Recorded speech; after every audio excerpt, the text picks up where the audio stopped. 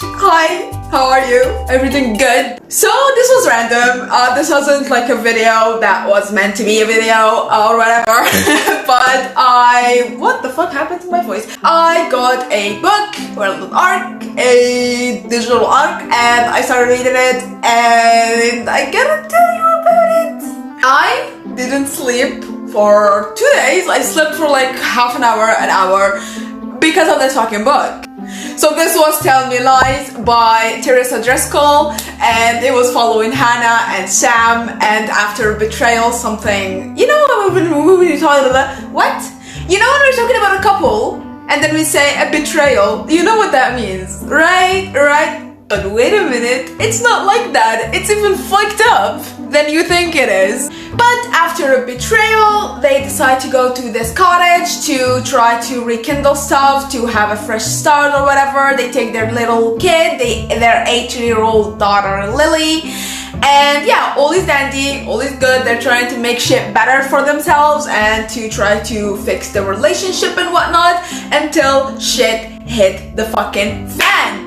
Shit starts to happen, crazy occurrences starts to occur, mysterious knocking on the door, creatures, owls showing up dead in the doorstep, fucking deceased, cold, stiff as a board. The first thing that I noticed was the prologue and how good it was. What an opening. You know how I feel about that. You don't know. Why would you know? I love great openings in books. Like, they're the thing that is going to determine, most likely, I know, like, why would you determine the rating of a book from just the first page? But for me, it's like that. For me, it's just like the first page, it's like, okay, this book is gonna be like a 4 out of 5 stars. Definitely, this is good, this is good. Or, this is probably gonna be the NF. And this was, oh my god, this is going to be a 4 out of 5. And it was so fucking right.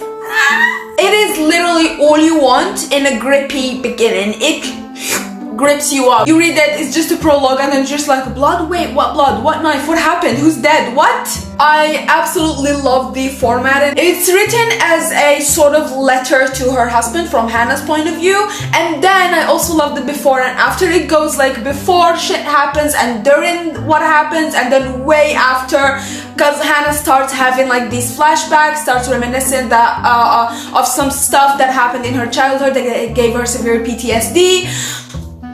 And it goes to that, and then before, and then when the incident happened, and then now, and in the cottage, well, when they're trying to save their marriage and stuff. And I love that formatting. And Hannah's point of view, it's like written as a letter to her husband, of like directed to her husband, and I love that. It made it, I don't know, it made it feel real, which is more enthralling because it's a thriller. A few chapters in, I thought, okay, this is a little slow. This is like, it kept losing me, which is when I started thinking like, okay, maybe like a 3.5 or something, because like it's still interesting, but it's like losing me. Immediately, like a few chapters after that, I take everything back. Like, this is like literally my notes. This is losing me, it's a little slow, and then holy shit, I take everything back. This is so fucking interesting. Because the moment it got a little slow, it was just like a dead body, blood, knives, dead, dying. Oh my god, murder, what the fuck? And then I was just like, wait, what? Blood?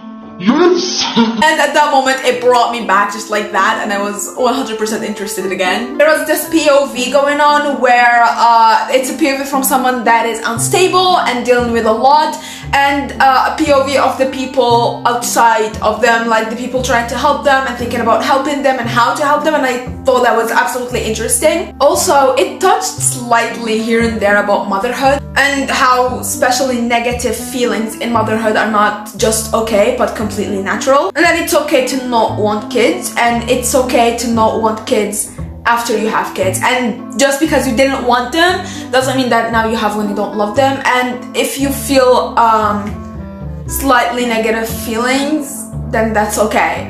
It's like a controversial topic. It just doesn't mean that I am the perfect mother 100% of the time. I loved how slightly those feelings are put between the folds of the story, honestly, because they rarely are talked about, and when they are controversial. Even when some chapters start getting slow, the ending of them, oh my god, the ending, it ends on a cliffhanger and it's done so smoothly. And I'm just like, I get a little bored, my brain is fuzzy and I get a little bored reading, and then I'm just like I reach the end of the chapter and I'm just like, oh my god, what? What sleep? Who's sleep? Who is she? We don't know her. This quote that I loved and I'm gonna read it to you. It says, I can't tell Jessica how sitting here right now, I'm worried that you didn't save me. You tricked me.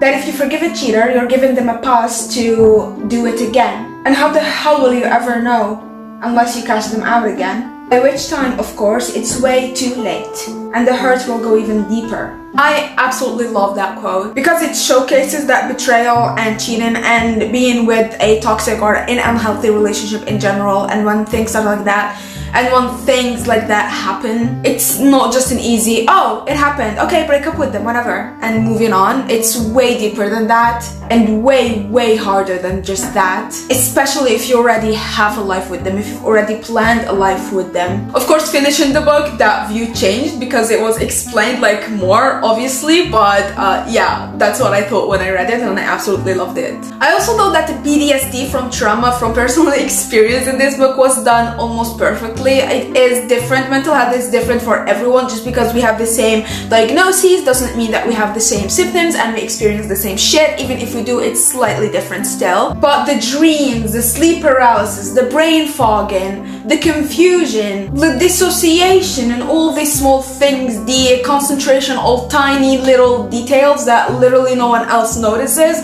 all these tiny little things, it just gave the feeling that this author actually did the research, wasn't just thrown there for dramatic effect. I got to around chapter 52 and I literally could not put it down. So many freaking secrets. Almost every chapter after that went from, oh, this is intriguing, to what the fuck? I need to unravel everything.